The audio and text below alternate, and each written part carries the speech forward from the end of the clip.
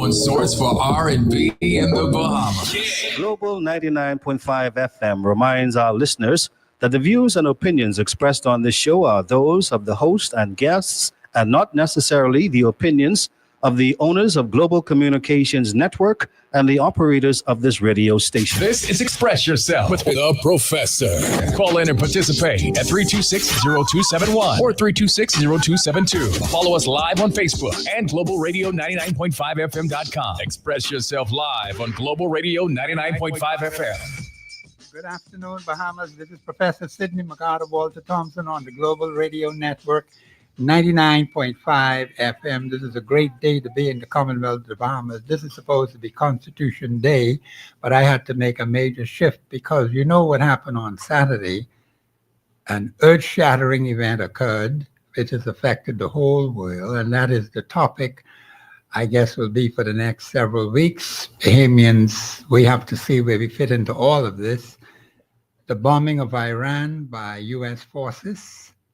And, of course, you know, those radicals in Iran, they will die for what they believe. I don't know whether we have that kind of strength in our people today to die for what they believe. These people have some very strange religious beliefs. They have a Ayatollah who's their leader. And I understand, I listened to a whole lot of sources over the weekend. I kept my ear to my radio. I didn't have the opportunity to see any videos or anything of that kind, but a whole lot of things. When I thought I was supposed to be hearing what the president actually said, and I'm sure my producer had some clips for me, we have to look at this matter very seriously. Where does the Bahamas fit into all of this? Where does the United States fit in, and where does the entire world fit in? Because they're saying, I don't know what yardstick they're using, but apparently the meeting they had in Canada with the G7 members, all of them agreed that Iran should not have nuclear weapons. Now, we know there are other nations that have nuclear weapons. Who determines who has nuclear weapons? That is the thing we need to ask ourselves. The United States has nuclear weapons. China has nuclear weapons. Russia has nuclear weapons. Britain has nuclear weapons. Some nations in Europe have nuclear weapons. They've all joined a nuclear club. And these weapons are extremely dangerous. They fall in the hands of a mad dictator or a wrong person. You can have an explosion on this planet, the likes we've never seen before. In fact, when you look at biblical prophecy, it talks about a time of trouble such as has never been on this planet since the beginning of mankind existing on this planet, nor will there ever be such a time of trouble ever again on this planet. That means that is just ahead of us. And the question is, what kind of protection can we get? What if you have a hostile neighbor attack your country? What are you going to do about it? Can the World Court do anything about it? What kind of protection do we need, Bahamians, as a nation? Do we depend on the United States of America? What if there's a big falling out between the United States and the Commonwealth of the Bahamas?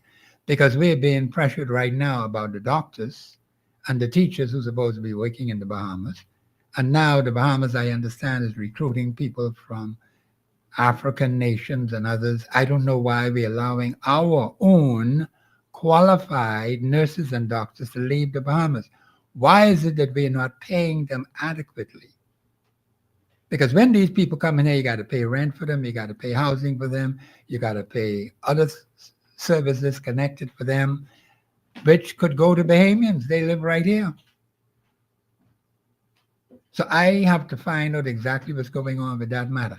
But apparently the United States is being involved, and from the latest reports I've heard that the Foreign Affairs Ministry is negotiating with the Secretary of State about this issue with Cuba. I don't know how the U.S. get their nose into our national affairs business. We're a sovereign independent state. And sometimes I believe our leaders don't seem to understand that. If you have an agreement with another nation, what is that to do with the United States of America? Are we being dictated to by the United States of America? Do we have to follow what that is? Mr. Bruce, is on now? Oh, we have a call? Oh, Wanda, yeah, that's what I was trying to say. Mr. Taylor, just hold on a moment for me. I'll bring you right on. The thing is, Bahamians, what happened on Saturday, apparently it was appearing to be as if some action would have been taken down the road. But someone decided to make a quick decision. What was supposed in 2 months happened in 2 hours. So when people say something to you, you're not even sure of what they are saying. Now, of course, I have a special guest on who's going to be discussing this event that happened on Saturday. And he's on the line now. Mr. Van Dyke Bennett Taylor, welcome to the Global Radio Station. Express yourself, 99.5 FM.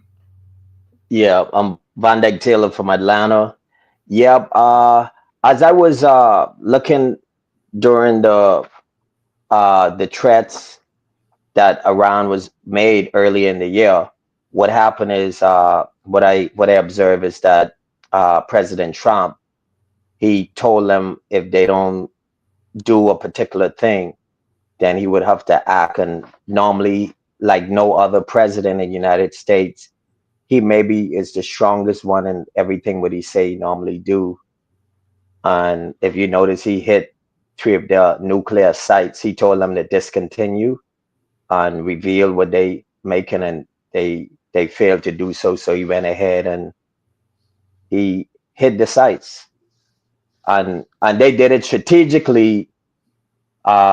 By what they did, they used something what they call a deploy, whereas like they send missiles somewhere else to gain attention of Iran forces, and then they really made their main strike on the three areas. Could you tell me where those sites are located? Are they in the city of Tehran, or where specifically did they mention where those sites are? No, they're not really in the city of Tehran. They south of Tehran. Oh, They south. Yeah, they south of Tehran. And one of the areas is basically deep in the ground. That's what It's I like, understood from reports. yeah, it's basically in a mountain, and it's almost Yes, like but I you gotta understand. cut. Yeah, you gotta cut to a mountain at the bottom. And United States, they have what they call a bunker buster.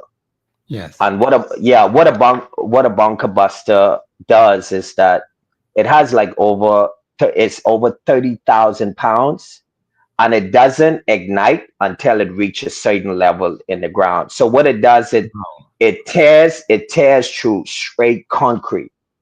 It tears through straight concrete. And it's very, very, very, very heavy. Like I said, it's 30,000 pounds, and it goes down. And when it reach an area where it can't move, because it have a lot of sensors, when it reach an area where it can't move, then it explodes. Then that's when they ignite. Yeah, America is the only nation that has it. There's no other nation that has it, and a lot of the world knows it. That's why, like, even though some people want to act towards America, unless you want to commit suicide, you don't want to come, because America have so much. They spend more money on arms than any other nation in the world. So apparently, from what I've heard of all the reports of this weekend, those 3 particular sites were smashed. well, they said one in particular. Okay. Is not one in particular is not really confirmed, but the damage what the missile does, it basically, even if it's not fully damaged, it more than likely cannot be used. Let's take this one in the mountains. No one would necessarily, if anyone is there, they wouldn't survive that unless it's a miracle. Well, this is like really deep under the ground. It's almost like the tunnel the tunnel that goes through France. Like there's a tunnel that connect the UK to France. Right. And that tunnel is like all the way under the ground. Like it's deep under the ground. And what kind of Say depth that. are we talking about? What kind of depth? Oh, you talking like over 60 feet. Okay. Yeah, that's like over 60 feet past the surface. Like that's like after you hit the solid surface Yes. of above ground. Some of these could exceed like between 60 to 200 feet in depth from the ground. You know, and most of the missiles, like what that do, that goes to as much as maybe I would say 60 feet of straight concrete. So that means that if the ground is not fully concrete, that could even go further. Oh, okay. Like the missile that they use.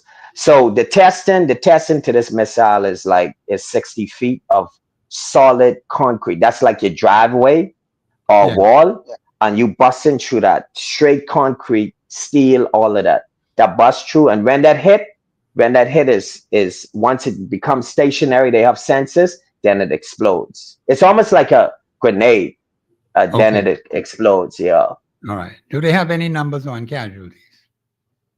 Not at this time. You know, well, apparently it is said that the area what they use is not really too much occupied with civilians. It's not a lot of civilians in that area. And honestly, they figure like if you get killed under the ground, you was a person they wanted to kill anyway. That's the concept. Like you said, when it hits and it lands and it explodes, whoever's in that area, it'll be a miracle for them to survive. No, you can't survive that because this is like the bunker missile is anytime they bring in a B-52 bomber, B-2 bomber, they have B-52 B-2 bomber. Those all they do is drop these sites, and when they hit, by the time as they reach the ground, the pound per square inch becomes enormous. The pounds per square inch, like for the bombs, become very, very enormous. And another thing too, what a lot of people didn't understand is there was really speaking on why Trump did it without Congress authority, you know. And what happens is they have something in the law that came about in 1973. It came about in 1973 that what they did, they give what they call they give equal power to both Congress and the president. And what happened is it's a tricky power. Like, so the Congress, they give the act of war, but the chief, the commander in chief, which is the president, he in charge of the military, the same people what got to do the damage. So it's a tricky thing. So if he tell them go, they cannot stop because he in charge, and he could deal with the power. So if they say no and someone died, they could be, the price could be death, you know. So it's a tricky thing, but they do it. They get like advice. Like apparently he had all the Republicans on his side, and then he brought some Democrats in really within 48 hours. He really let them know within 48 hours because you know they're going to go to the press and they're going to speak on this information. So he gave them 48 hours. So even if they try to sabotage what they're trying to do, and they cannot, once it's a military action and hostile, it's against the law. Like once you're a senator, you can't just, if you leak that, you could go to jail. Like it's not like anything pertaining to like United States safety, it's treason to share the information with someone else. Like so even though like even in the Bahamas it could do so, but more or less like in America, because they don't really answer to too many people. Like, you know, in the Bahamas you got to go through Queen's Consul, all type of stuff. But in America, once you go to Congress in the United States, it's gonna be over for you. Like it's no more. No one else could bail you out. You know, those people make they're the final people in the whole thing. Okay, give us a background overview of how it came to the point where the President of the United States was able to launch this attack. I use the word attack. Now, if I'm wrong with that, you could correct me on it. Because is that not considered an act of war? What he did on Saturday Uh, night? well, an act of war is an act of war. Is like normally, I mean, it depends on the interpretation of the individual who receiving it. So once casualties is at a minimum and no civilians is involved, then obviously it could just be like they attacking like sites and threats, but not necessarily war. Because I could blow up, I could stop you from selling drugs, right? Just giving, I could stop you from selling drugs and explode a drug site.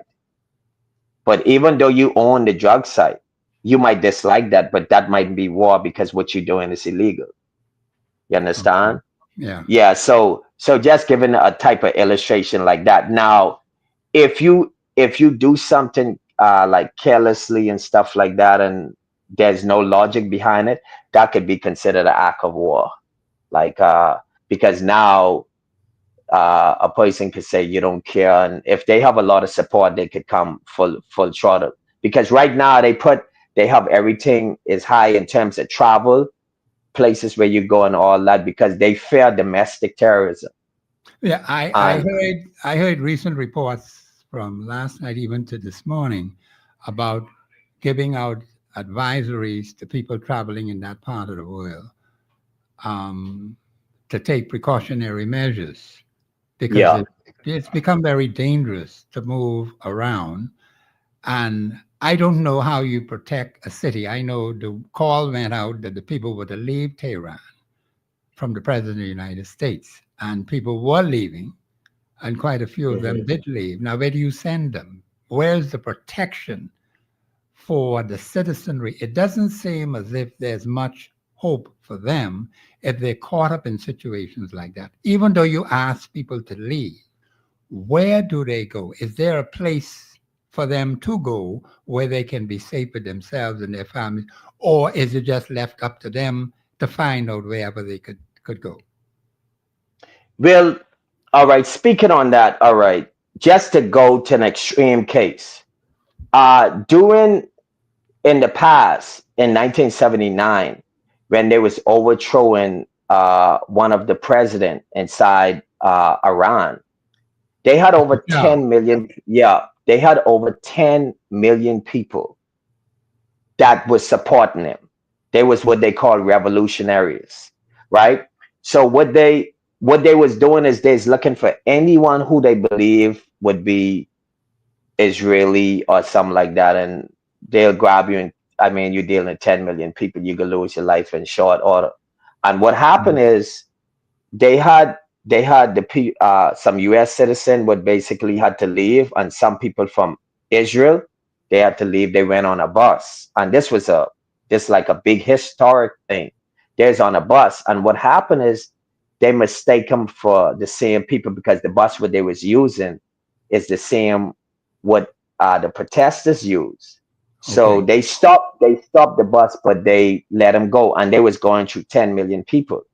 Had somebody identified them, they would have lost their life. That's the type of level of basically danger people is beyond the, like when a act of when you see like America come and they're not gonna tell. I mean, element of surprise is war. Like if someone wanna disarm you or they wanna hurt you or something, they're never gonna tell you they coming. No, they don't. So they look for a particular time, and that time might be good for you, but it might be good for them. Yeah. And they accept the good with the bad, and then they call it like he died for America. But no, he died because you made the decision, knowing that he was inside there. But you figure like if one died and you could save a million, it's worth the death. That's how they think, you know. Okay. Since this strike and three nuclear sites were knocked out or brought to a standstill at this particular point in time. Are there any other nuclear sites that is reported to be in Tehran? Or not in Tehran, but in Iran itself, perhaps in other places? Because the threat, what I heard over the news, I didn't hear this actually from the president himself, but the reports kept coming in over the radio that he intends to take further action. I also understand that they didn't want a change of a regime. I guess that's a change of government, if that's I'm understanding them correctly. Yeah. But the same people who are there now have been there for decades, harassing the Iranian people. And I don't know whether life is going to be any better for them since the strike on Saturday night. What do you say to that in terms of, they're saying they don't want a regime. But now I'm hearing, just before I left to come to the show, that some people are thinking about a regime change. And I don't know exactly what that's supposed to mean. Change of government. Are they going to have a different type of government? Or are they going to take out this particular Ayatollah? Because I understand they're able to find him. They know exactly where to find him if they intend to kill him. And of course, he made a statement. But he didn't mention anything about the United States. That's the report I got over the radio. But he said about attacking Israel, but nothing about the United States of America. The tendency is that they are going to attack U.S. targets wherever they can. What do you say to that? Well, they said, they said death to Americans. Yeah, we have That heard was that for quite some time. Yeah, that was the words. And what they said is that every U.S. citizen and every military in the region, Iran is at war with them. Now, that's what they said. Okay. That was their quote. And what J.D. Vance said, he's the vice president. Yes. And he explained to them that they're not really at war with Iran, but really they at war with the nuclear weapons what they had. But the nuclear weapons are controlled by someone. They are under the control of the government of Iran. Yeah. But I heard the remark that they are not at war with the Iranian people. So who are they at war with? Are they at war with the government of Iran and the persons who are in charge of the country? Is that the understanding? What do they expect Iranian citizens to do if they're not at war with the people of Iran? So are they at war with the government of Iran and the people in the military? Well, when you deal with politics, the words is good for interpretation. Yeah, no, that's what I'm saying. You have this is why I listen carefully to the reports that I had been getting, and I keep asking myself, if you say to these people, you tell the Bahamian people, we're not at war with the Bahamian people, but the territory is being affected negatively and impacting the lives of the people of that particular country. So they're going to be at risk, and the possibility of death could occur. So I know this politics is involved in all of this. I understand that. But I think there needs to be some clarity as to exactly what the position is with the United States, because they say they're not entering this war. So what are you actually doing? Are you supporting Israel? If we're careful, say not to say they're not supporting Israel. But yet you took out 3 nuclear sites. And of course, I heard the Prime Minister of Israel, I heard a recording on him where he thanked the United States for what they did on Saturday night. Yeah, well, they was together. They was together on it. There was already this strike what they made. This didn't just come overnight. This was calculated. Right. The timing of it might have been different because some people were talking about 2 weeks down the road. Yeah. And then that 2 weeks became 2 hours. And bing, it was over. Yeah. Because they had to, like these type sites, Bear in mind, this was fully calculated. They hit these sites all at once at the same time. Yes, yes, yes. Like this was like totally calculated. Like I said, they created a deploy and all that. Yeah, you And did. what happened is like the major site, what they was really targeting, the primary site was Fordo. That was the primary target because that's the atomic energy Yes, plant of Iran. And the atomic is the thing what is create the major nuclear, the ones we could destroy like a whole nation. right, yes. Like that was the primary target. And that's the one what is really deep under the ground. In the mountain, yeah, okay. Yeah, because like when you get to that type of energy underneath, you deal with all type of radiation, all type of Of stuff. course, So yes. you gotta keep that away, and just in case it explodes, it doesn't kill too many civilians. Yeah, So that's the main thing. But on the other hand, like Iran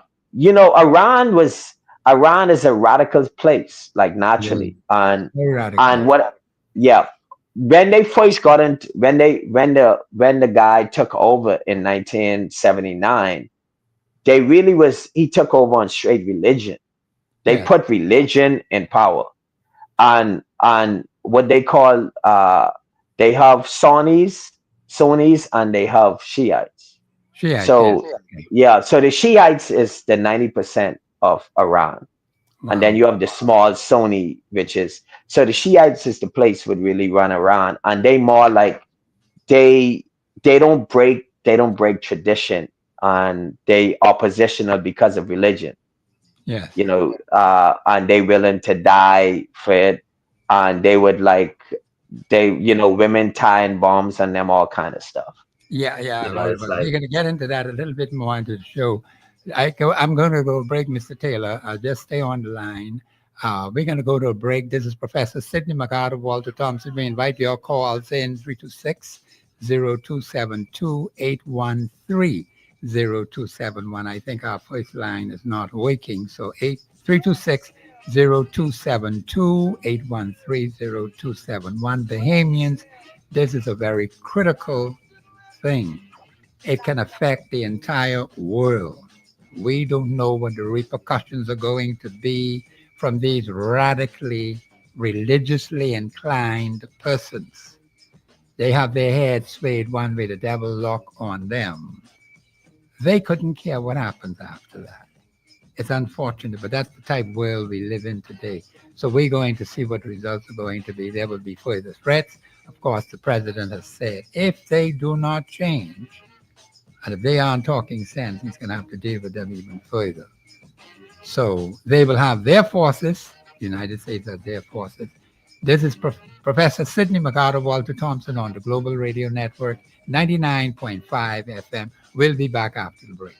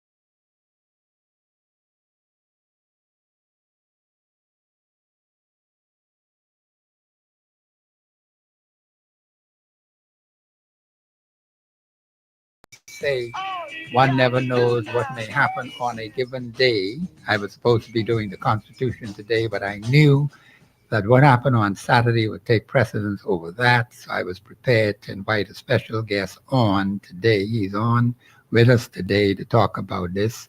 As soon as my producer is ready, we will play a part of tape with the president. The president of the United States made some cryptic remarks, and Bahamians, we need to pay careful attention, whereas we consider him to be the strongest, well, people are saying he's the strongest man in the world and the toughest man in the world. And there are times, Bahamians, when you have to make hard decisions. And it's not easy when you have to do these things. And some people don't seem to understand that. When you have radical people like the people in Iran, you can't be soft and squishy on them. You got to deal with them harshly, Bahamians. Even God himself has to deal with some people. You check the scriptures, you will see that God has to take a very rough and tough stand.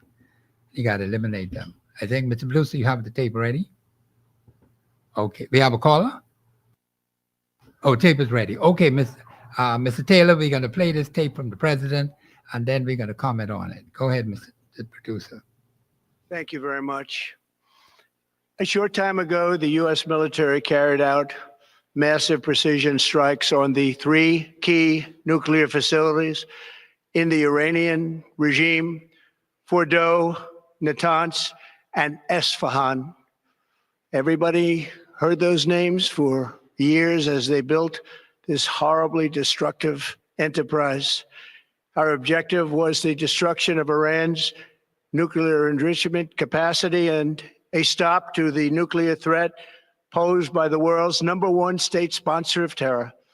Tonight, I can report to the world that the strikes were a spectacular military success. Iran's key nuclear enrichment facilities have been completely and totally obliterated. Iran, the bully of the Middle East, must now make peace. If they do not, future attacks will be far greater and a lot easier. For 40 years, Iran has been saying death to America, death to Israel. They have been killing our people, blowing off their arms, blowing off their legs with roadside bombs. That was their specialty. We lost over 1,000 people, and hundreds of thousands throughout the Middle East and around the world have died as a direct result of their hate. In particular, so many were killed by their general, Qasem Soleimani. I decided a long time ago that I would not let this happen. It will not continue. I want to thank and congratulate Prime Minister Bibi Netanyahu. We worked as a team like perhaps no team has ever worked before. And we've gone a long way to erasing this horrible threat to Israel. I want to thank the Israeli military for the wonderful job they've done. That's it. Oh, okay. Mr. Taylor, you've heard those remarks from the President of the United States. Let's comment on some of those things that he said. What do you think? Well, all right. Speaking on, I don't know if you heard the latest report, right? Iran basically they hit the army base in Qatar. Okay. Yeah, they hit the army base in Qatar. Like Okay. this after like they hit the army base in Qatar, and what the president now he already used that, he used the quote much greater. What he said, it'll be much greater. And he said The it was much force- easier. Yeah, he said, yeah, he said if they retaliate, it's gonna be met by a force far greater. That was his quote. Yes, that's Now, yes. now they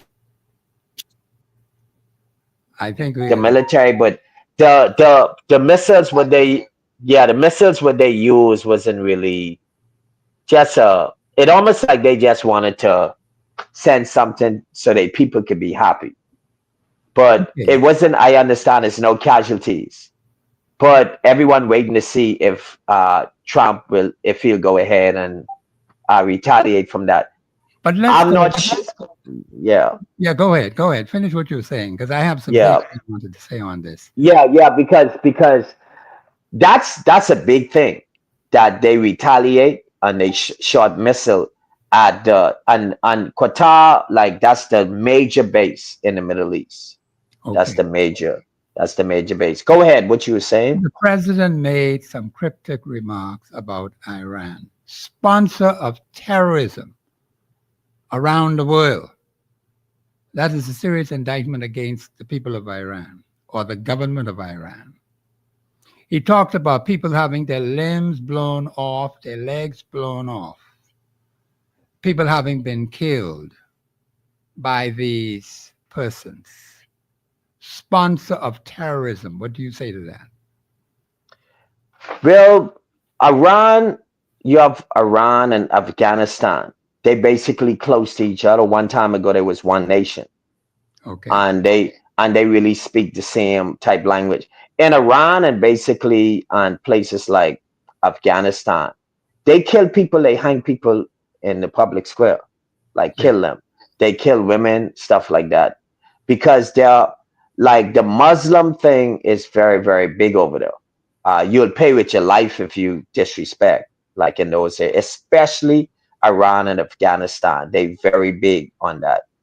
And with the blowing off and stuff, them people like trust me, that's a way of life for them.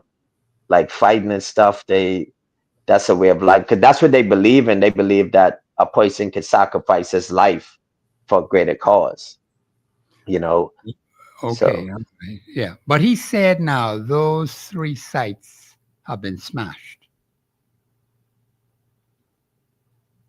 In other words, obliterated. That's the word he used. My yeah, word is smashed, but he said obliterate, meaning that they're just not there anymore. So that yeah, what was deep into the mountain has been, according to, if I understand him correctly, has been totally destroyed. The 3 different sites that he named have been totally destroyed. That's what he's yeah, reporting to the world.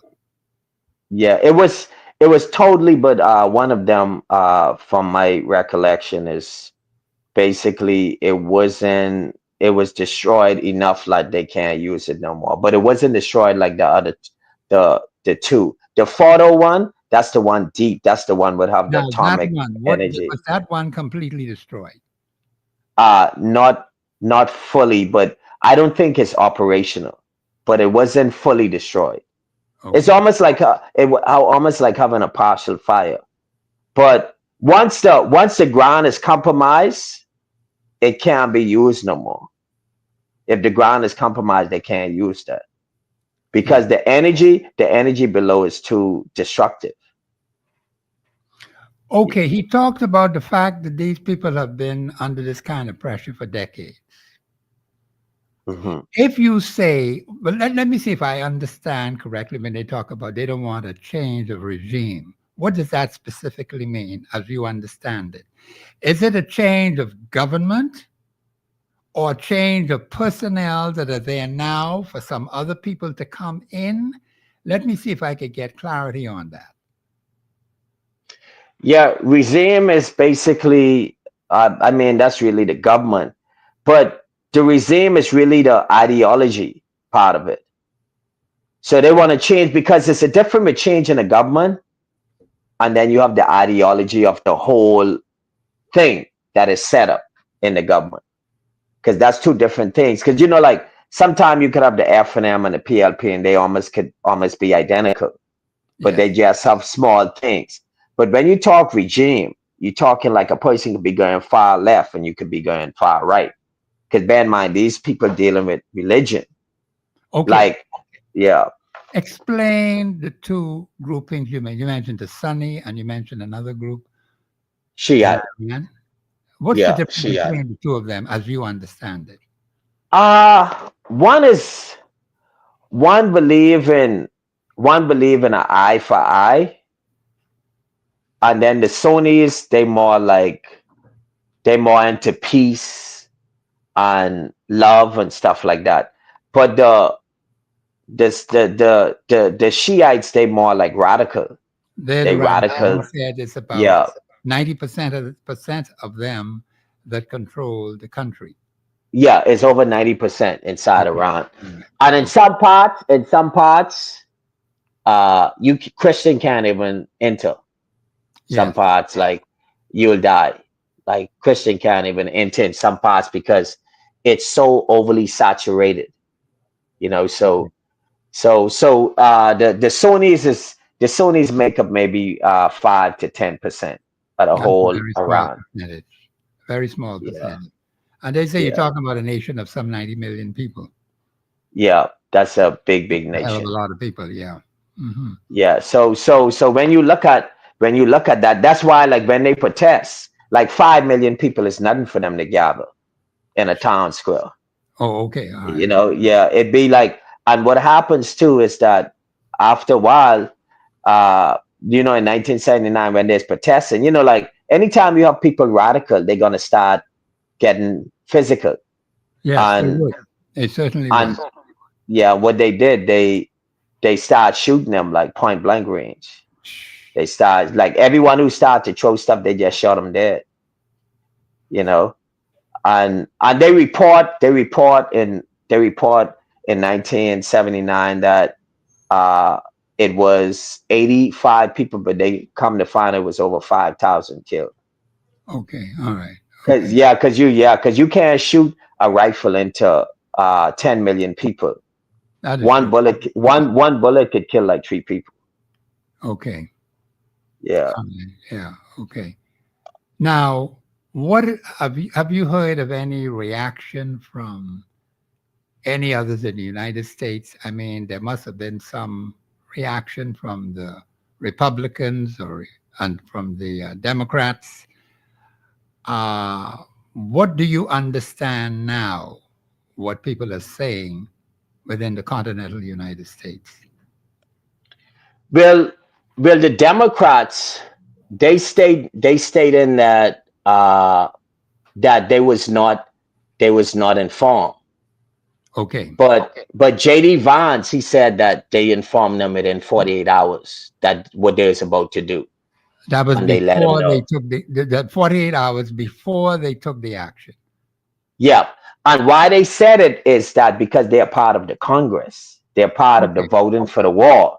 yeah, So that's the main thing. Like I said in the earlier, is that with Trump, they expect him to speak to them first before he went ahead and made that attack.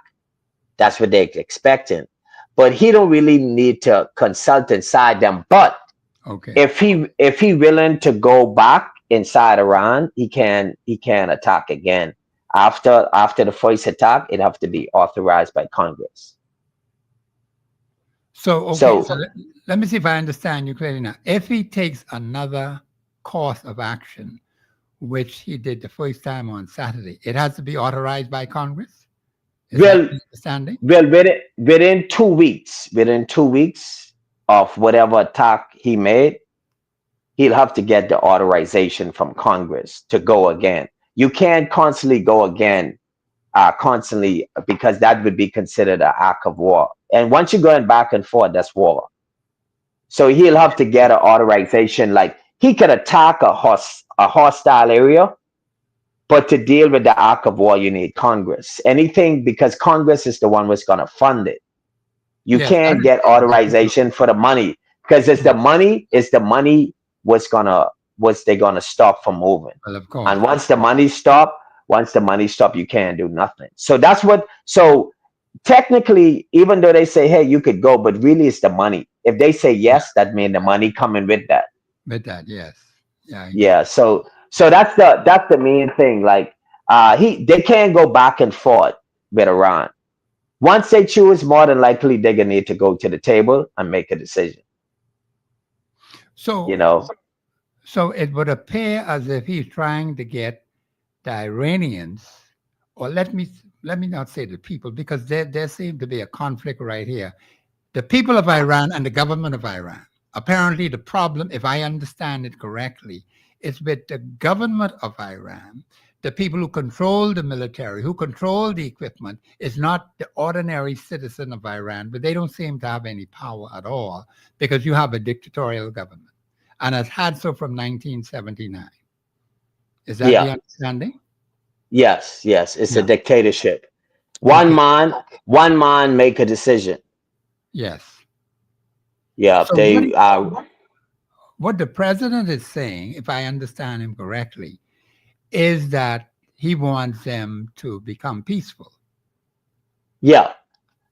He want them to basically come on par with all the rest of nation and do what the nation say. But it's hard for Ron to do that because they was under some strict sanctions from the US. Yes, they So were. the US was almost crippling them with some sanction what they had on them. Yes. There was almost crippling them. And what they did is that they told them to come to the table. We want to remove these sanctions. And that was the incentive. But Iran say no. Uh, y'all need to come off y'all missiles and stuff. That's what Iran told them. Okay. So what happened is that's what really caused all of this because when they respond and they said that they're not America doesn't control us. That's what the president said, that Okay. he's not gonna do nothing. Because the Iranian minister, he just walked out. They was talking and he just left. They had to stop the meeting. They was arguing. Okay. So they that's where it all started. They argued and then they went back and forth. And then eventually what happened is because they didn't come to the table, that's when talk. Even though it was a while back, Yes. you have to understand if you stop talking to me and you become silent, silence really give consent to yes. Okay. When a person like if I ask you something you ain't answer back to me, technically over time I could just assume that means you're not listening to me. Okay. And What has been the reaction of nations in the Middle East? We heard the reaction of the Israeli Prime Minister. I heard the tape from him that he's thanking the American people for, well, at least the president, for what was done on Saturday night. What about other nations in the Middle East? Has there been any reaction from, say, even the European nations or from Britain, who is a close ally to the United States, or Canada? Have they said anything on this particular attack? well I know most like Europe basically urges like Russia condemned the attack, right? And Europe urges that they need to have calm in the Middle East. So a lot of people was really against this. They was really against what he did. They was Okay. really against it. And Russia really they got on board and they condemned the attack against Iran. They like saying that he should have never done it. So a lot of people have like really mixed emotion about it because of the oil. The oil prices is gonna go up. Okay. Yeah, the oil prices because the passageway through Iran have 20% of the world oil. Like Yes. the oil would going through like so the barrels could go right now. The barrels is really around like 50 some dollars. It could go up to about 80, they say 88 to $90 a barrel. Okay.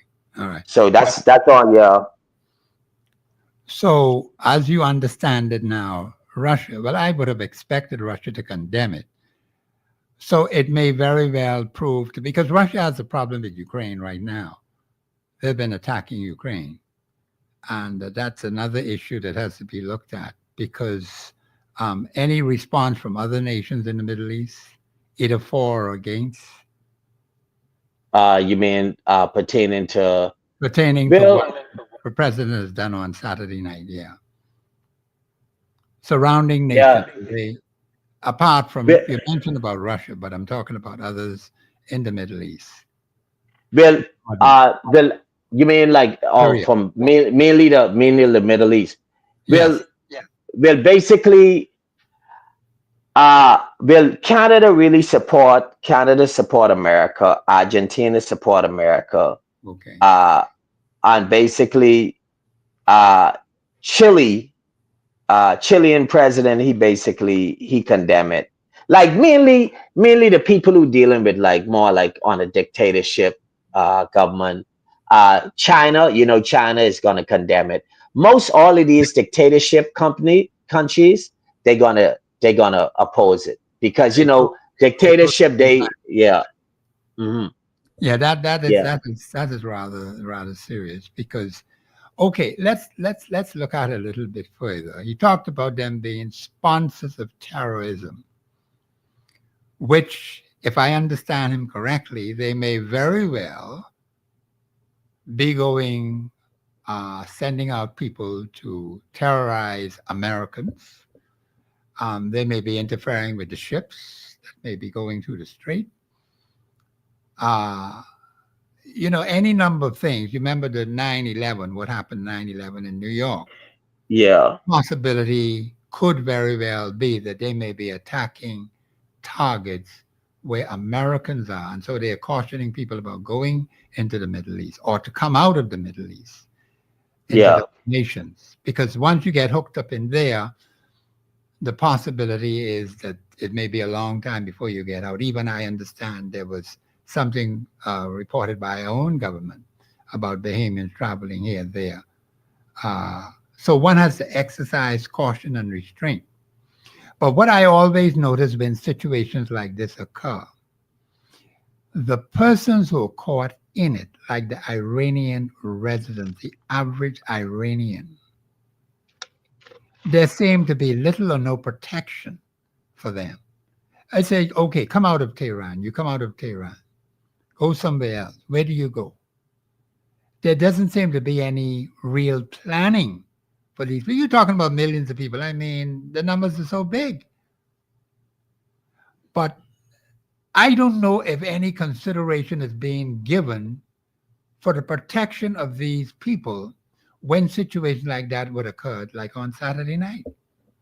yeah. Well, just to give you the history, Yeah. when America was going after uh, the gentleman who they killed in Afghanistan, Okay. all his troops and everything, Iran opened the door for them. They hid in Iran. That's what they did. They opened the door. They said, "Y'all come over. We'll take y'all in."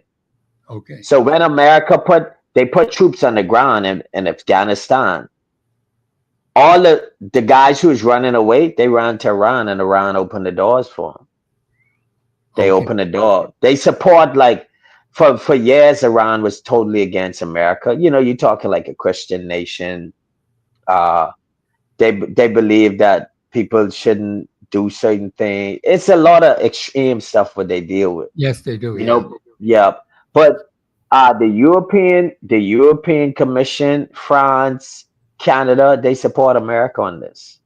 Okay. They report now the European Commission, they really said that the only place for peace is at the table. Yeah. So that was really an open, in other words, that they ain't really support it, but they ain't condemn it. But everyone commit to peace and stability in countries and region, and as well as Israel, they speak on it. So a lot of people support Trump on, because people wanted to go into Iran, but they can't do it because a lot of times they don't have the resources to. To do so, yeah. Yeah, because America have a lot of funding. They have do, a yeah. lot of funding, and Right. and that's the thing. Let me just ask this question. Who makes the determination of who should have nuclear weapons? Because I'm understanding the president is saying Iran cannot have nuclear weapons. That's it. Case closed. But there are other nations in that region that have nuclear weapons. So who makes the determination as to who should have and who should not have? How is that arrived at? Well, basically, you have to understand is the countries from Europe and North America that comes together. Okay. And I mean, they all come together, and is NATO. Like it provides it provides collective defense for Okay. everything. And then what they do, it's a treaty organization. Yes. Because NATO really represent North Atlantic Treaty The Organization. organization. Yeah, definitely. Yeah, yeah. So it's a treaty, meaning that everyone signed that what they're gonna do and what they not gonna do. Okay. And if you breach that, then they could come together and they'll come at you in full Yeah. force. That's how they come together and like create war against Iran and all type of stuff. When you break those treaties, all of them come together and they say, okay, all us coming to wipe you out. That's where it's like you don't have one person having all the power. But You I know, was coming to that because, uh,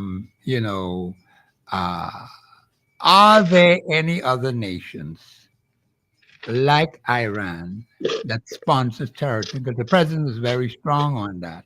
He said these people sponsor terrorist acts or terrorism around the world. Is there any other nation that does the same thing that Iran is doing?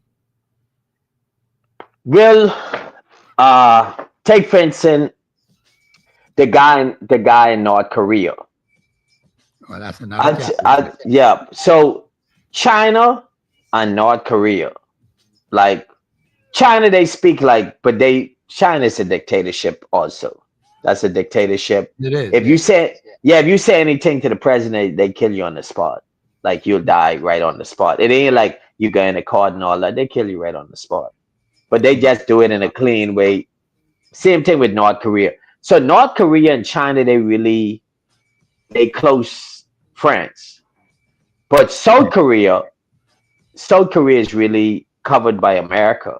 Yeah, but that I understand. There's a vast difference between North and South. Yeah, That is true, yeah. yeah, Uh-huh.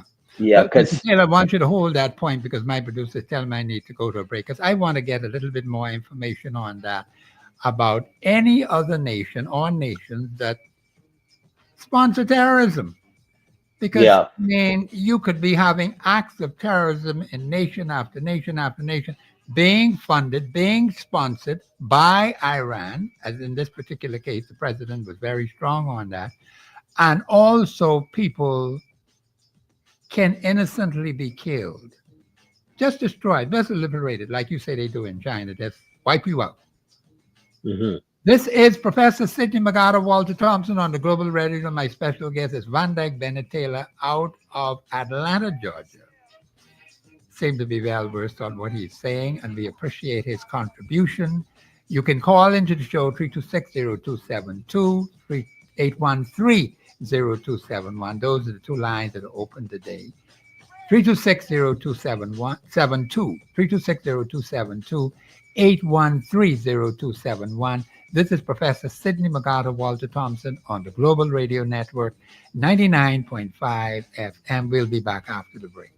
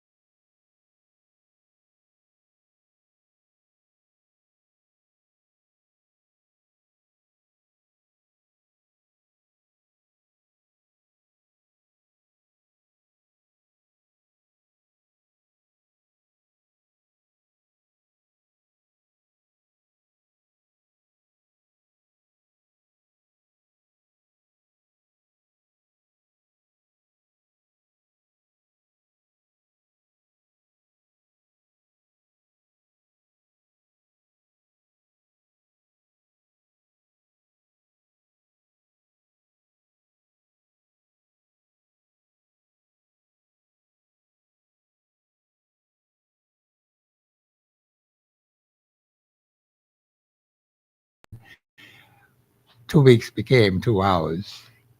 Or and sometimes you have to take a surprise attack if you're going to do anything. You cannot let your left hand know what your right hand do. That is what the scripture tells us. Caller, you live on air. Go ahead, please. Caller, Hello, you there? Professor. Yes, ma'am. How are you? Yeah, I'm listening to the show with you and the young man. What I am so impressed of, and I may sound a bit off, but I do believe that President Trump is doing what he has to do, because many years they were complaining that a lot of the heroin that enters the United States came from Iran, Pakistan, and all the triad countries around there. And America now is being plagued with such heavy heroin addiction. So it's more to what he's doing than what meets the eye. But he would not divulge everything. And like they said, they estimated that if they don't do what they have to do with those countries of Afghanistan and all of that, they estimate that heroin would be so, it would cripple America to a point of insanity. And what I'm saying, President Trump, the Bahamian people and the public and the politicians should realize when President Trump is communicating with them, he's not letting them know all that he knows or his true intentions, but his relationship with us and what he's asking us is more to it than what meets the eye. So we need to be very cautious of the way we tread with him, because he's not a stupid man, and you can see everything that he does. You know, you see so much, but there's more to it. And as time goes and you reveal what he's trying to accomplish. So we need to get our act together with President Trump. Well, thank you for your contribution. Mr. Taylor, you're a Bahamian citizen like me. What do you think of what the caller just said? Like I said earlier, Trump is a man of his word, and my mom used to always tell me that the only thing what makes a man a genuine man is if he keeps his word. Yes. And most of the time, because in a political arena, sometimes you can't get it 100% bulletproof. Yeah. But if you say you're gonna do the major stuff, because you can't please all the people, it's impossible. So if you go and you said, I'm gonna do this, he said he's gonna do the immigration, immediately he do it, and he just keep on like turning it on. He told Iran, he said, stop the nuclear program, or we coming in. And sure enough, does every single thing. He told the people in the school, he said, listen, there's only two genders. There's male and female. Anything different, you'll pay for it. That's what he told them. He said, you're not gonna put that in the school and force it on people. So it's a lot of stuff that he says, what basically he followed through on it. And a lot of presidents and senators and stuff like that, they're totally different in a way. They always have a way to change and say that y'all misunderstood what I said and all kind of stuff. Okay, all right. Okay, but I just wanted to get a comment from you on that, because to see your perspective on it. Yes, he did keep his word. He had warned them and told them, you don't necessarily let your enemy know when you're going to strike. I think you need to keep that under wraps. But let's get back to what I was discussing before the break about states that are sponsoring terrorism. The president has said Iran is a sponsor of terrorism. Yeah. Now, what about North Korea? Are they considered to be a state that sponsors terrorism? Okay, let me being that you open it, let me explain what places America has as a state sponsored terrorism country. Okay. There's only four that they consider what they call is designation. Like they designate these under the authorities, right? Is Cuba. Cuba, basically, they took them off because, when Obama, they try to connect with them and all that. And then they end up because they found out that Cuba was still dealing with Russia. and they discontinued them again in 2021. And then you have North Korea. They started to work, because they used to fight with South Korea. They started to work together with the union and stuff like that, but then they went ahead and they started doing that thing again. So they stopped them in 2017 and they put them on the list. And then you have Iran. Well, Iran, like no other, they was basically wiped out the map from 1984. Iran, they was under sanction from 1984. They haven't changed. They continue to do their own thing. But what a lot of people don't even know is Syria is a dangerous place. Like, that's a place would really support a lot of terrorism. Syria, Syria, they always had war and stuff like that. So that's the 4 places that United States considered as a region that support the terrorism. They places where people like Iran and Syria, they have like the most, especially Syria, they have the most people coming from those areas that ties bomb on them and blow up places and stuff like that. Okay. I just been reliably informed that Iran is attacking Dubai. Wow. Yeah, Dubai is just reliably informed of that. Wow. Wow. And of course, I'm going to play a tape as soon as my producer gets it together what our Minister for Economic Affairs has said in relation to this particular conflict. So I want you to hear it as well and comment on it. But apparently this is spreading. It appears as if it's spreading to other nations with Iran doing it. And it would appear as if there's going to have to be something done to stop this thing from getting worse than what it is now, because it's involving other people and other nations. Yeah. Well, Dubai is fully supported by United States. Okay. All right. So yeah. Mm-hmm. Yeah. Well, this is what is happening now. And of course, they intend to launch attacks against Israel. So as soon as my producer has that tape ready for our economic minister, he'll give me is it ready, Mr. Producer? I think he has it ready now. But I want you to hear what our economic minister is saying on this particular issue as it relates to oil. Mr. Producer, go ahead, play the tape. Of the conflict, and if it spreads to impact the wider region and impacts the supply of oil, of course, that has impact on us directly.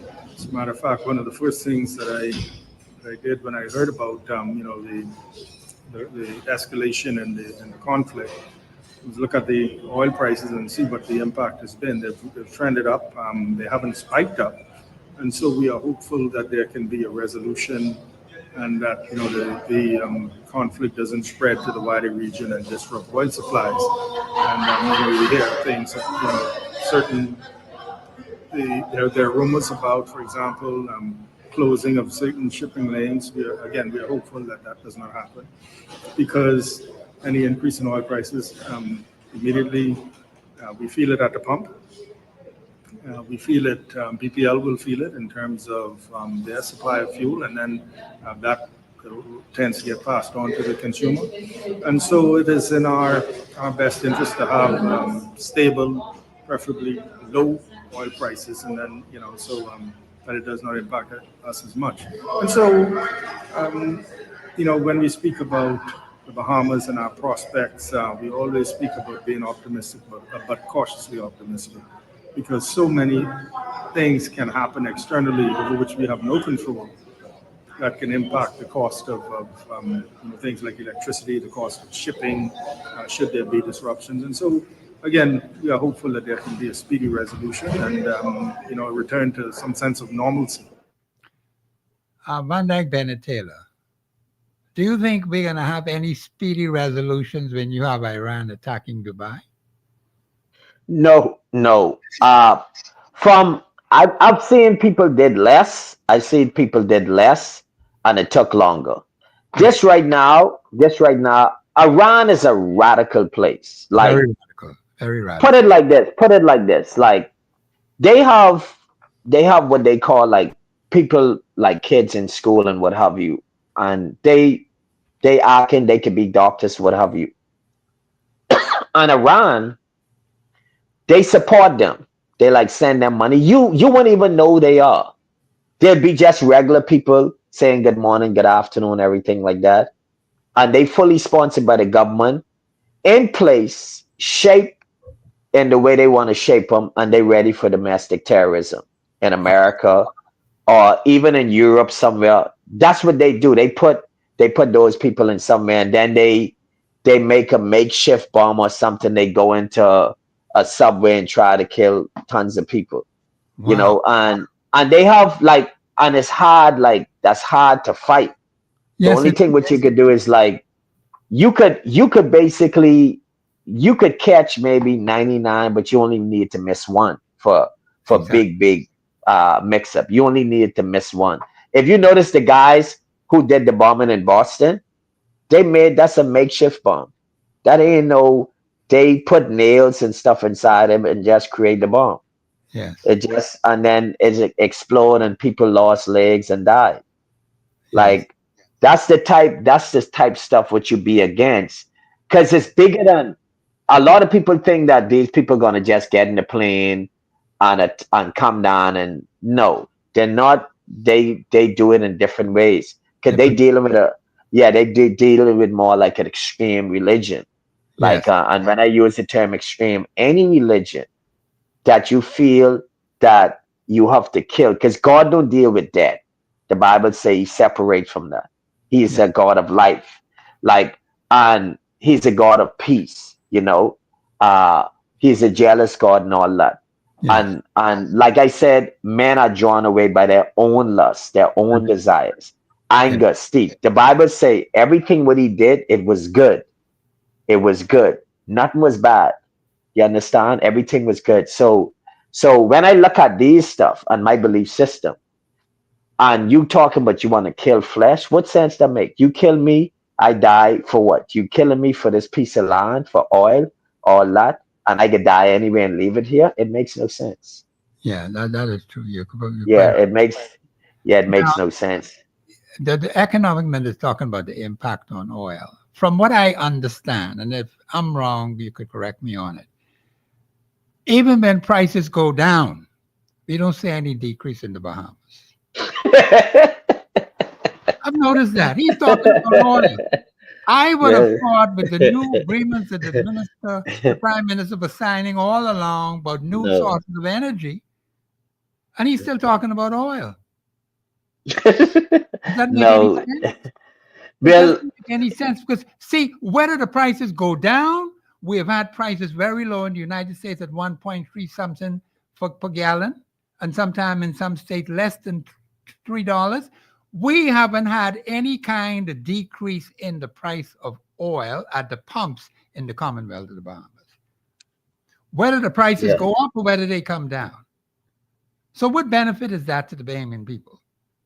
Yeah, I think that's one of our greatest problem right there, is that, take for instance, even a shipping company.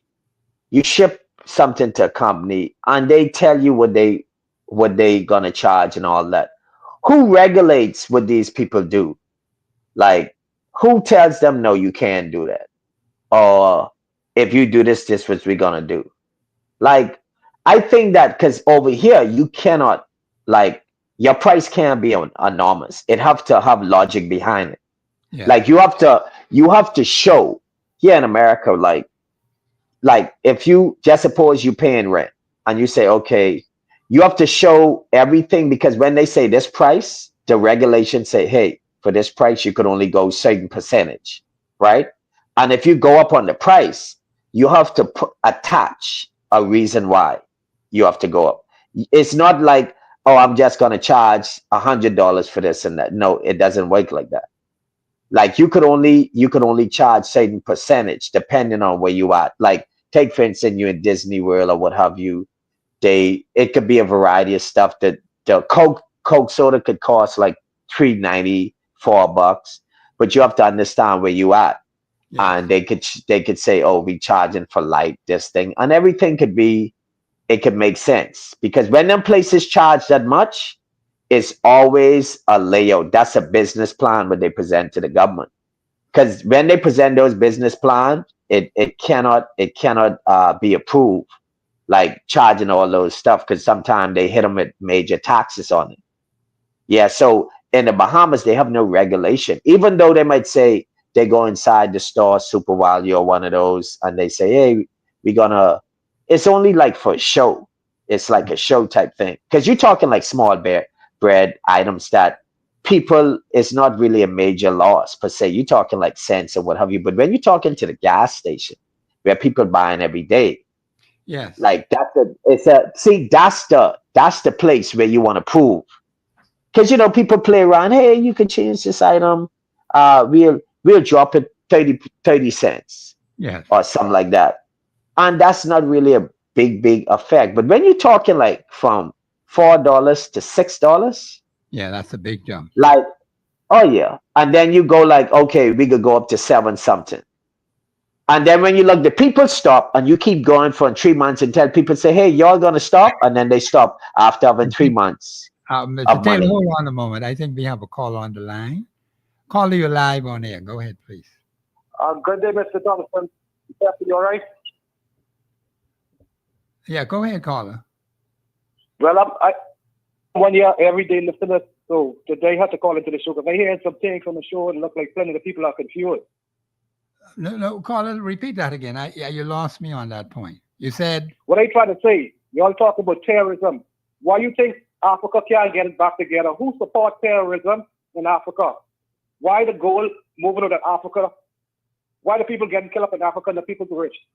France is the biggest terrorism organization, and the next people you all support, and I won't call your name, biggest terrorist organization in the world. Why do you think Africa can't keep themselves?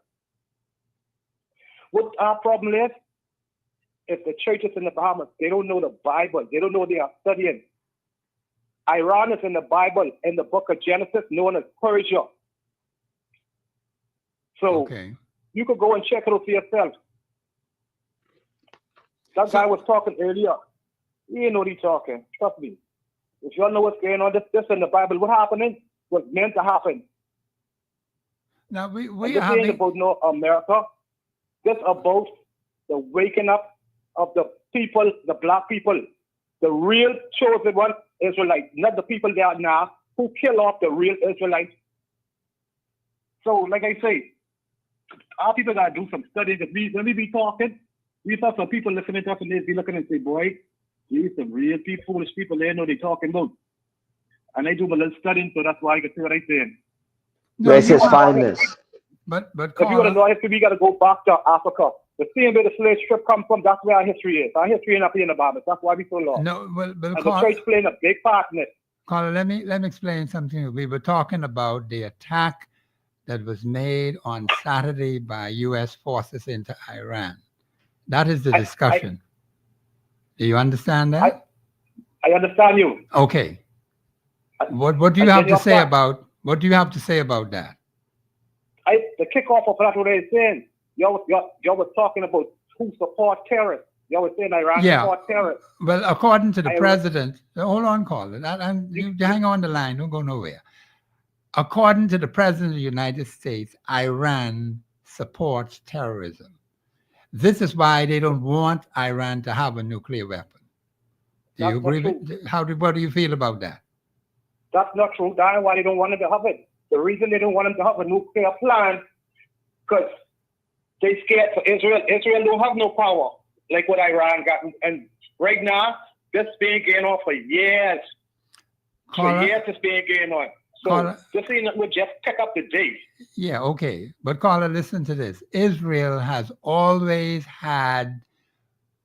be able to prevail over its enemies, those Arab nations up there.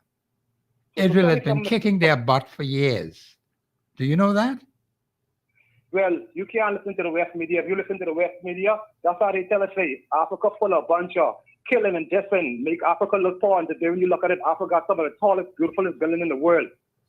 Okay. So we can't listen to that. We need to go and study and try to do some traveling, because the more we listen to people, the further down the hole we go. Okay.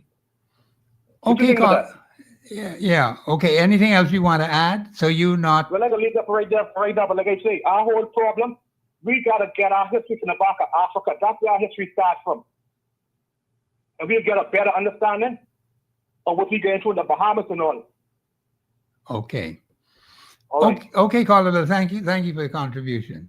Okay, I believe if I understand the caller correctly, he's talking about something totally different, because the people of Israel, modern day Israel in the Middle East, has been able to kick the butts of those Arab nations, all of those around. They went all the way into Entebbe to rescue the Israelis off that plane, all the way into Africa.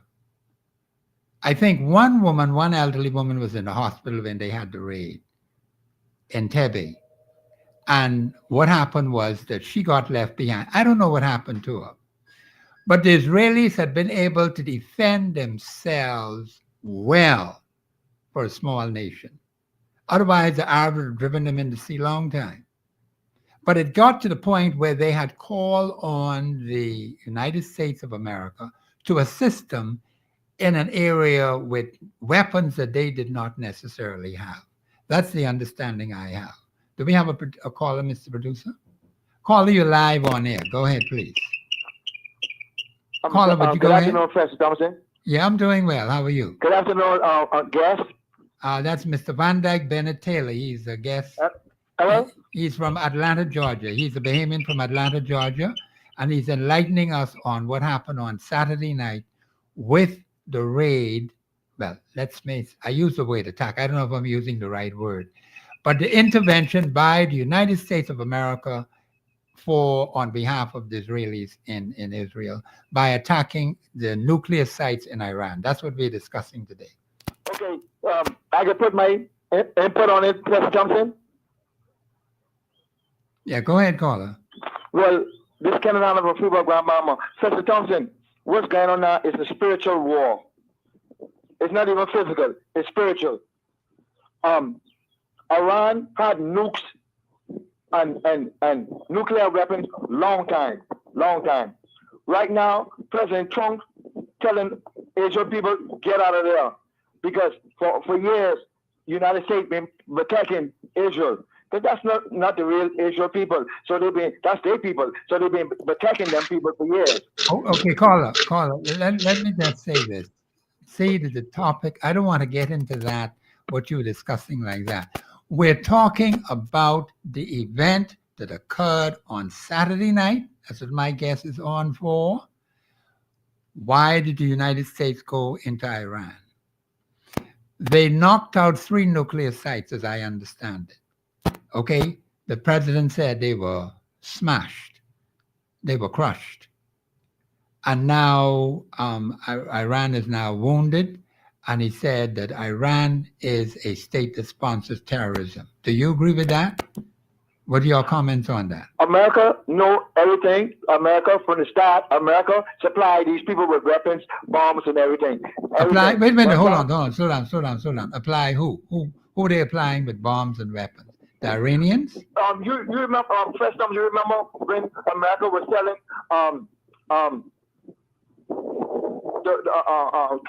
Noriega guns and weapons, and they gone in, lock them up for the same guns and weapons they were selling them? I've heard that, yes. So what I'm saying is, America playing a big part. That's the motherland. That's our land. And the guy who just come off the phone, yeah, he's sincere and everything, but we got to go back to Africa, which is Arizona, which is in America. Everything is in America. That's where we come from. They displace us and say we come from these places. That's why America knows it's not the real Israel people in Israel. They're not the real African in Africa. Okay, caller, thank you for your contribution. I believe the callers are getting all mixed up. We are not discussing who came from where. We want to zero in, as my guest is trying to do, on what happened on Saturday night.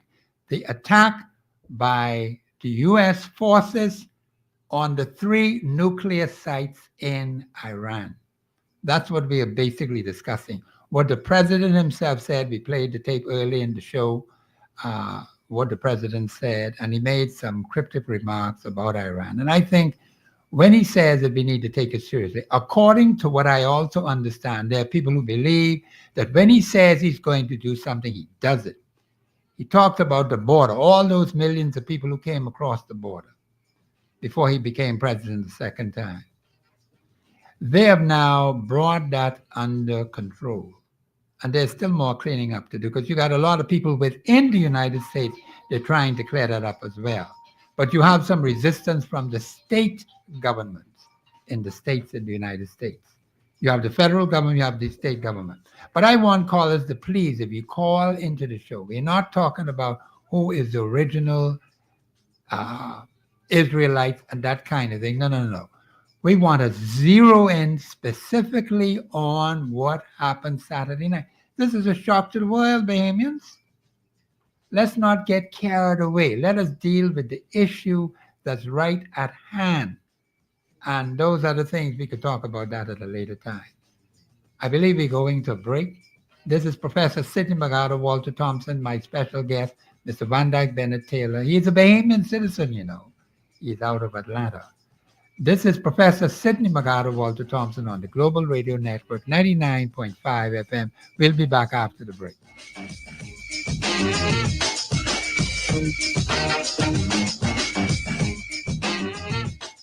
Express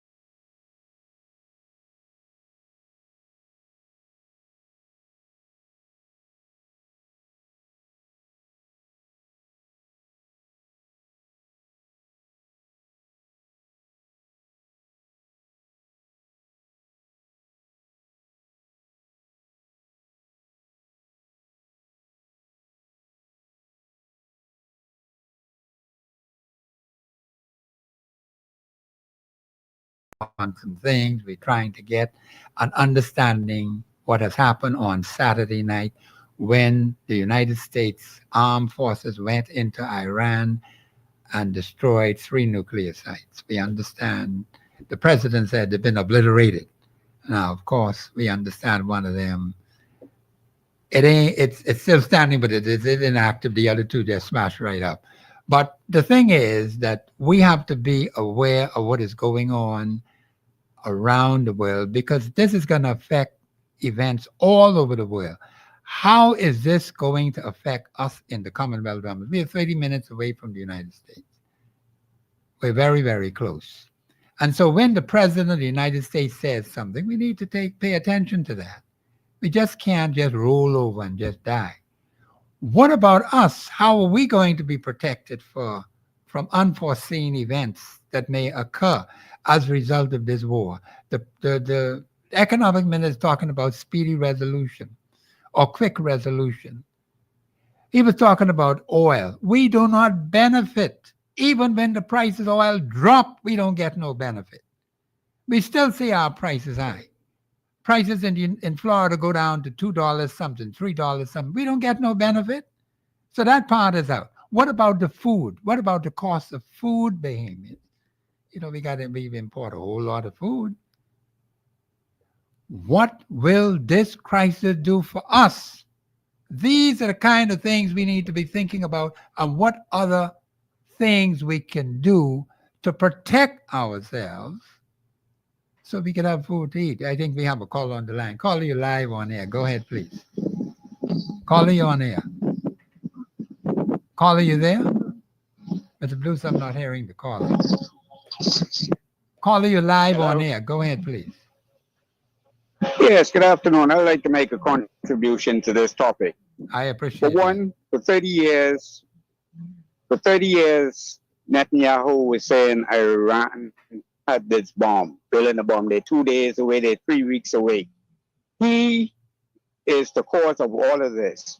And the Americans fall for it once again. It's just like in Iraq. They said Saddam Hussein, weapons of mass what's his destruction. name? Saddam Hussein. Saddam Hussein had weapons of mass destruction. Yes. Military officers came back and said they found nothing. Netanyahu is the problem in the Middle East. Whether you want to accept it or the world wants, he is actually the problem in the Middle East. So are you saying, Carla, this is just a hoax? It's just a what? A hoax. It's not a hoax. It's just him. Something that he wants to do. Look at what he's done to the Palestinians, saying that the Hamas is using the citizens as human shields. Yes. What is he doing now? He's building up his in the civilian areas. So if you attack, he say you're attacking the civilians. They are now setting up offices in the hospital, command centers in the hospitals. Who's doing that? They have to really look at this. The Israelis. Okay. You really have to look at this. Problem is that the problem is not with the countries around Israel. It's Israel is the problem itself in the Middle East. They could have nuclear bombs to threaten other countries. So they're afraid now if other countries get it, they could threaten them too. This is a bunch of garbage by Israel. That's my 2 cents. And thank you for accepting my call. Okay, caller. Thank you for your contribution. Mr. Taylor, you heard what the caller just said. Yes. And apparently he has a contrary view. You mean to tell me if I follow that line of thinking, you mean all that happened on Saturday night went down for nothing? Is that just a fake? Is that a hoax? 3 nuclear sites were demolished. The president said that they were obliterated. Mr. Taylor, what do you say to that? What happened? What I feel as though a lot of citizens, they go on the internet, and on the internet people give opinions. They take piece of facts. Yeah, they take piece of facts and they exaggerate with a lot of things. What is is not really proven. Yes. If you request the findings, they can't give specific findings on it or nothing of this sort. what America does, like a nation, when you given a bomb, they have to answer to NATO and all that. Yes. They have to show they're intelligent, but they're not gonna put that on TV because they don't want people to know how to get their information and stuff. But they would, yeah, that's like, because these things is classified information. Yes. So for the civilian, they're not gonna do that. But they would go ahead to NATO and sit down and say, hey, this is what our findings was, this why we did it, and then it's justified. Otherwise, NATO will come together. Because if you notice, in Croatia, the guy they sentenced him to many years in prison. The guy who did the raping and all that. So once they find these findings, like, it go deeper than how people feel. Like, it's really, it's factual. Once you go and you bomb a place, you're on national television. No country in the world is that stupid to do so. Okay, Mr. Taylor, just hold on a minute, because I have another caller on the line. Caller, you live on air. Go ahead, please.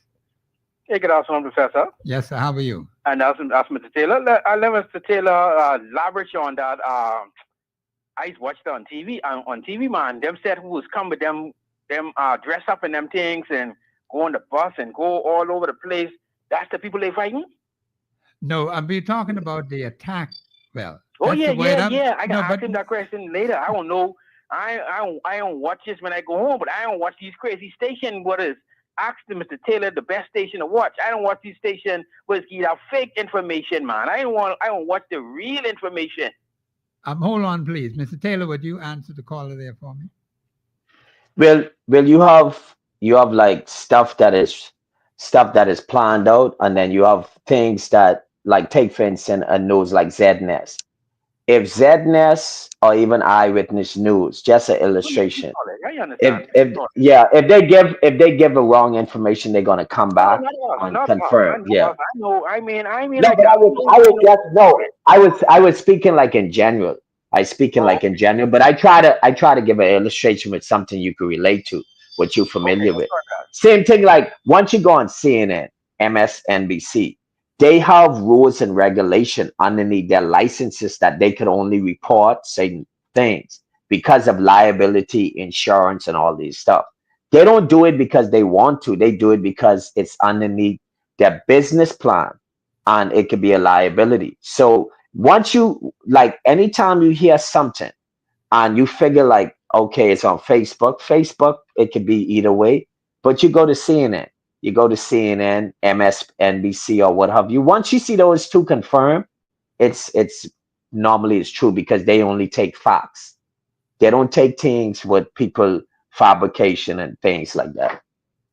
Okay, I understand. I want them station be making things and talk what they no, just once you go on CNN, CNN News, CNN News or MSNBC. Once you go on two of those news channels, if you see the two talking about the same thing, it's confirmed. I mean, if you hear someone died or they had a bomb, it's best you go on those sites, because if you go on Facebook, it could be, with all the aisle and the computer stuff now, it could be something set up that is fake. It could be fake news, because people try to get likes to get money of these internet programs. I get you. Okay, caller, you finished your comment? Yeah, I finished. It's all over that day. But thank you for your contribution.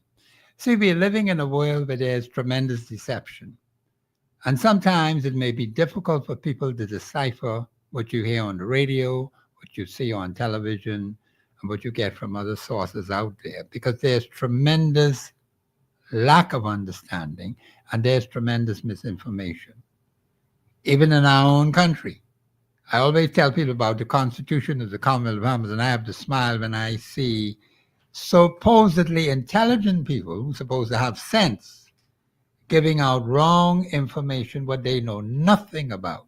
So we have it at the national level, we have it at the international level, we have it at the worldwide level, where there's tremendous misinformation. And unfortunately, we have people who do those kind of things. Like the caller talked about Netanyahu, the prime minister of Israel, that he is the real problem. whereas those Israelis know how to defend themselves. They have been, from the time they set up there in 1947, 1948, they've been having difficulties with those Arab nations. And the point is, Scripture tells you Judah would have his enemy by the neck. And Israel has had them by the neck from day one. That ain't changing no time soon. Now, they did ask the United States of America for assistance in being able to deal with an issue that was beyond them, and the president consented to deal with it. But it is not a light matter, and I think people need to understand that, because lives are involved, people could be killed, there's tremendous destruction. The president had told them to leave Tehran, and it's a city of some 10 million people or something like that. A lot of people came out. Where they went, I'm not sure, but they left nevertheless. So, Mr. Taylor, we have people who will use the misfortunes of other people to gain money for themselves and to give out further misinformation and mislead and deceive people. What do you say to that? Oh yeah, that's becoming a common business on social media sites and even the internet, Facebook. You have even an email. So people prey on weaknesses. Someone gets sick, they trying to get GoFund. They set up a GoFund. Come to find out, they're not even affiliated with the family. They're just stealing the money. Yeah. And people are calling. Some people are treacherous in the world. Yeah. Like they have, like in so many words, like some people just don't have no emotion towards those type stuff because their moral belief system is totally different from the average individual. And you have to understand, and when you go in places like Iran and you go in places like Israel, the only thing separate them is like their belief system. Their belief system, Like, yes. yeah. So when callers come in and they speaking on what happened in the past and stuff like that, that's all and good. But you have to understand, you have to attach, like what is make people believe in a lot of religion is that some religion is brainwashed education, what they consider to be cult. And then some religion is where they call like manifestation. Like, okay, you tell me this thing and now show me it. Show me it. Let me see it in the making. Not as in things what could be interpreted in a different way. Yeah. Like if you see they said, okay, they tell obey your parents, for this is right in the Lord, for your days might be long. Yeah. What's the kids who, hey, don't go over there, you go over there. Don't be at this one, you be over there. And the penalty sometimes is be death. Yes, like it does. so what happens is these, like, you have to attach for most. That's why, like, when I deal with religion, it's like a overall, it's too big because I don't want to step on no one foot, because my belief system is my belief system and yours is yours. Yeah. But I believe that if you believe in something, you have to see it. It have to manifest in the flesh too. And you can't just be talking, like, because it becomes a fantasy after a while. Like if you're talking with something, say, hey, I believe in this. And then you say, where's that? Because I'm living, where's this thing? What you're talking about? And it has to come together with those two. Because a lot of people, they get caught up in, because a lot of like I said, a lot of religion was really based on oppression. And what happens is people oppose some of the evil what people was doing to them. And it's like, if you keep me kidnapped and you say, this is your God, I don't want to believe in your God. But you might have other people out there that might be a kidnapper and they might want to do you no harm. And what they believe in. So it's like a priest. They molesting the boys or what have you, but all priests don't molest the boys. No, So it's like, yeah, so it's like it's a matter of using intelligence to know that you're dealing with human beings who is in an imperfect world, in an imperfect body. They are not perfect, and they have evils inside of them, and they have weaknesses, they have desires and all type of stuff. And and it's a constant fight. You have to fight. You have to fight these urges, like places like Iran, any places where a kid taking a bomb and casually just go and can pass that bomb and blow up a place. It's like it's not a game no more. When a woman, you're talking like a female that produces kid, tie a bomb on her without right mind, and she goes because that's her belief system. That's what she believe in, and she go and she want to harm someone. I don't want to have nothing to do with that type because for my years on the side, killing people doesn't make sense. No, it doesn't. Because God is not a God of death. He deal with life. That's why when God was in the tunnel, when he's in the tomb, he had to separate from God. That's why he said, "Don't forsake me," because God do not deal with death. He had to separate from it because once you go die, he have to move away from it. Because he basically is life and life forevermore. Anything when he touch comes to life. Even though he's a consuming fire, because he wipes out and brings back. But getting back to the Benjamin, say Benjamin Netanyahu. Yes. He Benjamin them, they run like more like a democratic environment.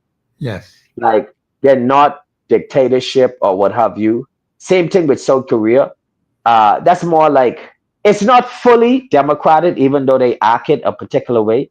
When you get around Asia belief system, and it's always a taint of that dictatorship because that's their culture for years. You understand? And they and some places deal with kings and stuff, monarchy and all that type of stuff. No, they but don't.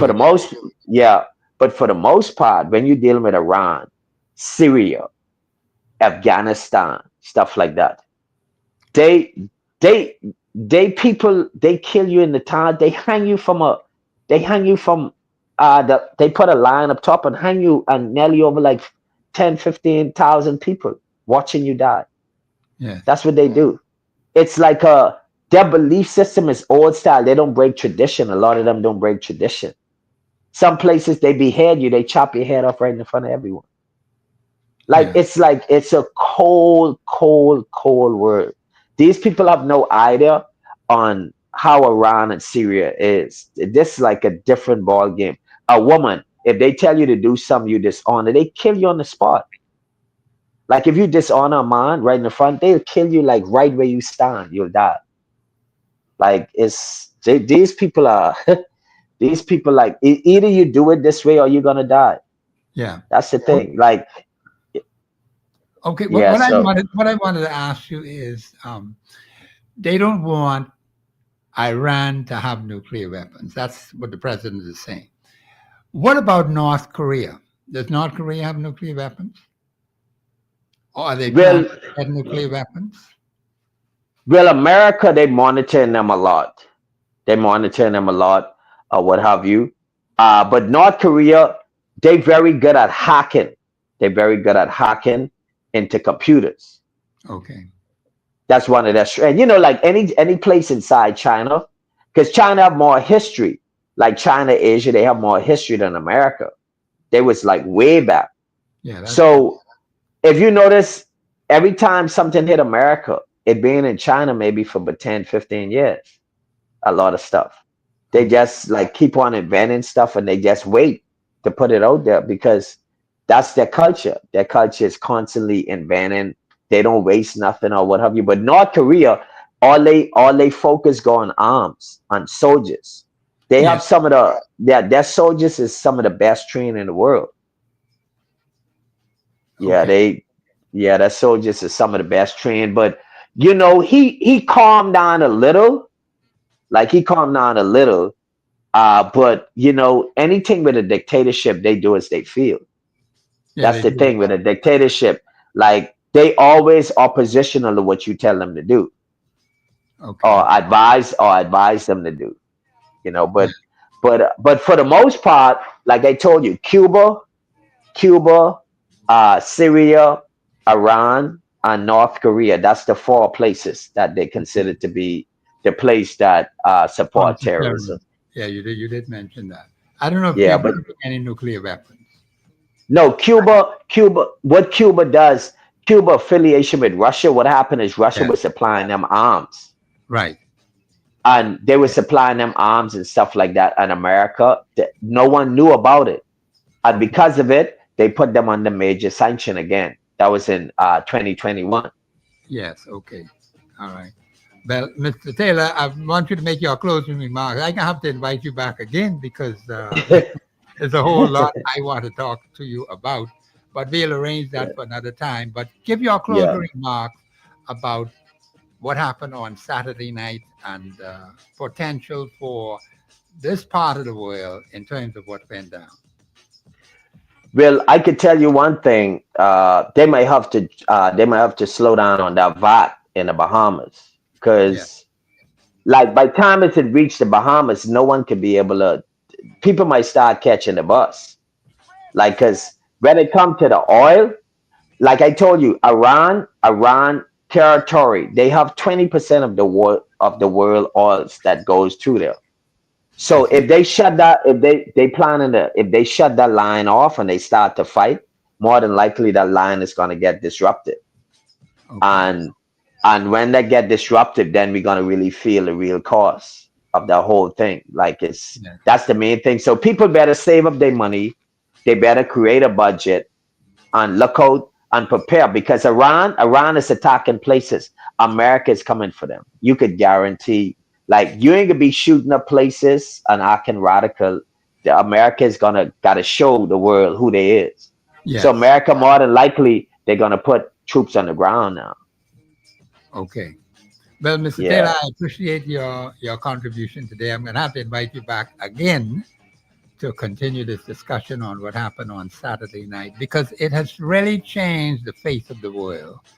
And we're gonna have some serious repercussions, because I understand my producer informed me that Iran is attacking Dubai. And so we're going to see, as time goes on, what other events that are going to occur, because lives are involved, economies are involved, and we want the best for the Bahamas, and I think other nations want the best for them. Thank you very much, Mr. Taylor, and you have a pleasant day. This is Professor Sidney McGarter, Walter Thompson on the Global Radio Network. I'll be here again tomorrow, and I'm going to have a special guest on Wednesday, Lady Philippa Russell. We're going to hear her views on the same situation that occurred on Saturday night. She's going to bring a lot of information to us this coming Wednesday. So I'm going to announce that right now. Lady Philippa Russell will be my special guest on Wednesday. And we will see what happens tomorrow. I'm not quite sure whether I'm going to do Constitution tomorrow or not. But I felt that this is such an urgent matter. I felt it needs immediate attention. Bahamians over here, you have to be aware of what's happening outside of our country and what kind of impact it could have on us. We must not take foolish information from speculators out there who don't know what they're talking about. We have to listen and get sound information. When the President of the United States says something, we have to take that seriously. We're going to use that tape again, what the President has said earlier today. This is Professor Sidney McGarter, Walter Thompson on the Global Radio Network, 99.5 FM. Thank those callers for calling in, even though some of them were off subject. But please, when you call in, please, we want you to stay online with the topic that's being discussed, not going off into some other thing. This is Professor Sidney McGarter, Walter Thompson on the Global Radio Network, 99.5 FM. Have a pleasant afternoon.